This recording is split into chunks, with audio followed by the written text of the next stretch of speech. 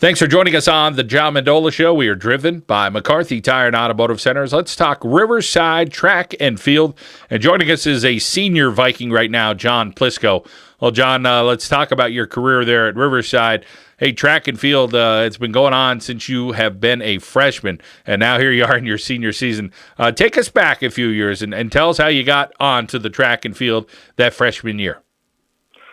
So my freshman year was really looking to participate in the track and field team at Riverside just to keep in shape for football and that. And I soon fell in love with, the competition, especially even within the team itself with, Dave Sweetman and Jimmy Tucker. It was great being around those older guys who helped me improve my times in the 400 meter and really just showed me how much fun track could be. So as a freshman, I was put on the 4x4 team with those guys and Tyler Yarborough, and being the slowest guy, it really helped me to overcome that challenge and improve my times, and that really sprung me forward into my sophomore year. And Coach Prawl looked at me to gain a few more points for the team, so I started doing pole vault, just on my own, figuring I could get the team some points and some meets, and also javelin, which I proceeded to excel in my sophomore and junior year. And now coming to my senior year, Coach Prawl and Coach Bednash really look at me for some solid points in the field as well as in pole vault, and they're always looking at me to drop my time on the 400 with the 4x4 relay team. So we're looking forward to going down to the Jordan Relays, Spagna districts. We can't wait, and we're ready to show some people that we mean business here at Riverside.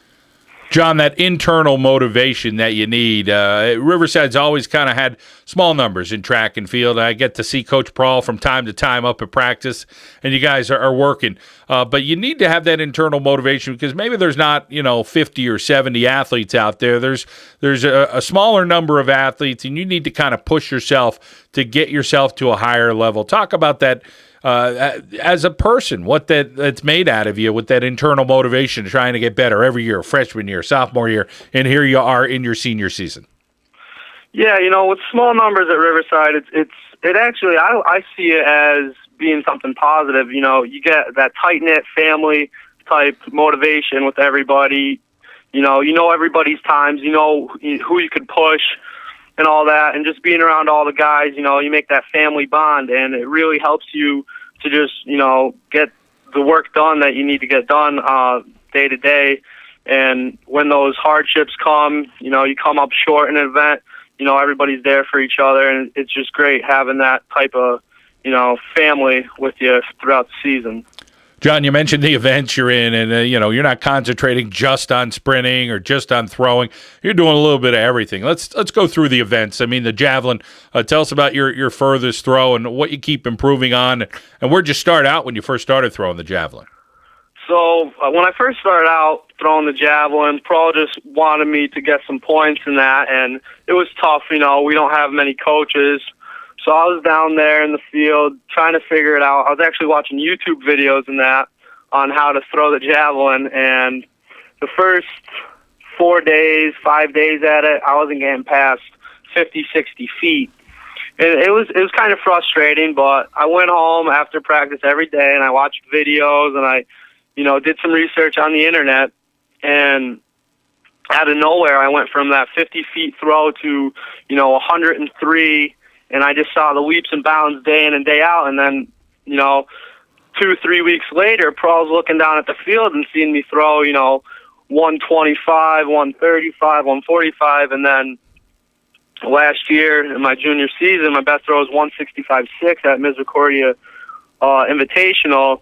And from there, I've been trying to, get up into the 170s and just keep improving. But as you mentioned, with me bouncing around on the track, it's a little hard to, focus on the one event, the javelin, with throwing the javelin.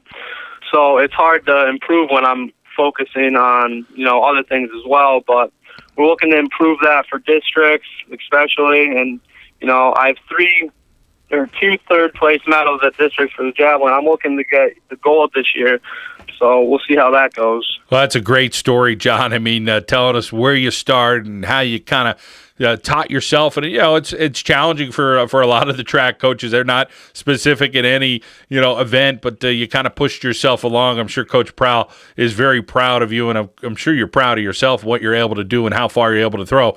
How about something like the pole vault? I mean, even trying that event seems so challenging. Tell us about getting the gall up to start the pole vault.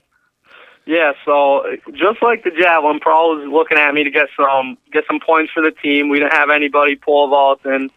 And I was like, hey, Coach, I got an open event, so, I'll give it a try. And the first couple, attempts, I'm not going to lie, I was scared. It's a scary thing to do, running down that runway and thinking about going, 8, 9, 10 feet up in the air on a little flimsy pole that almost bends in half.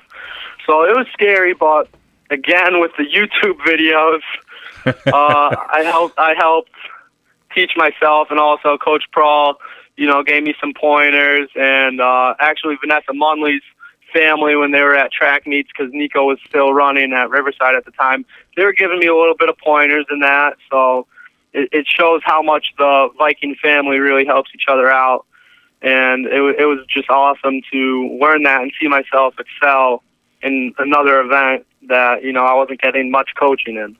How far are you able to? What's been your highest amount so far on the pole vault? I actually set a new school record for boys at 11 feet at the Lakeland meet this past Tuesday. All right. Well, congratulations.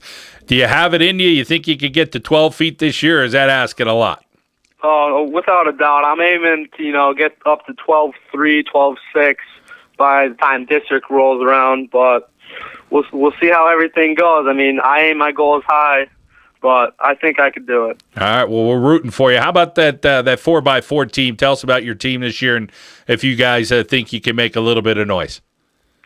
Yeah, our 4x4 team consists of John Tucker, brother of Jimmy Tucker. Then the baton gets handed off to me, and then I give it to Randy Kinsel, big basketball star, making noise on the track and field.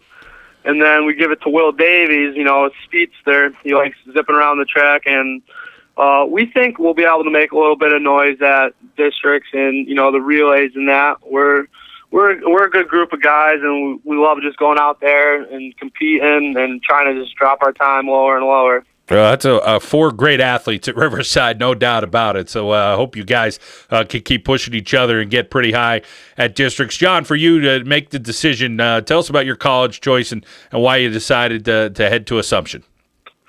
Yeah, so Assumption, I actually learned about when a good buddy of mine, Tyler Armale, decided to go there last year for football and that.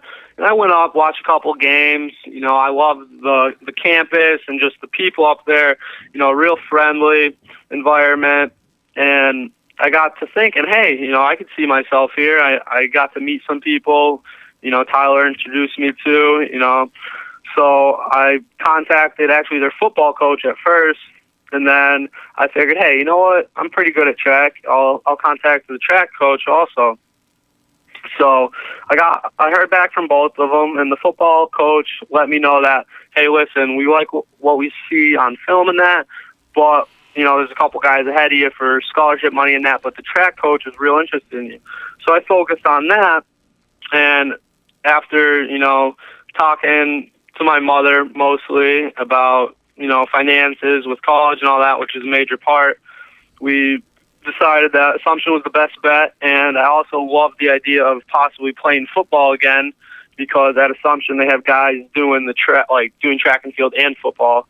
So I'm probably going to take a year off, see how my grades are and all that, see how everything's going with track, and if I could, manage it, swing it, I'm going to try to walk on and play football again, but we'll see how everything goes. Well, John, you shared some very interesting stories of your experience as a Riverside Viking. We appreciate you telling us about those. And, of course, some weeks left to the District 2 track and field season. We wish you the best of luck, and congratulations and best of luck at Assumption. Thank you. That is senior John Plisko from Riverside here on the John Mendola Show. We're driven by McCarthy Tire and Automotive Centers.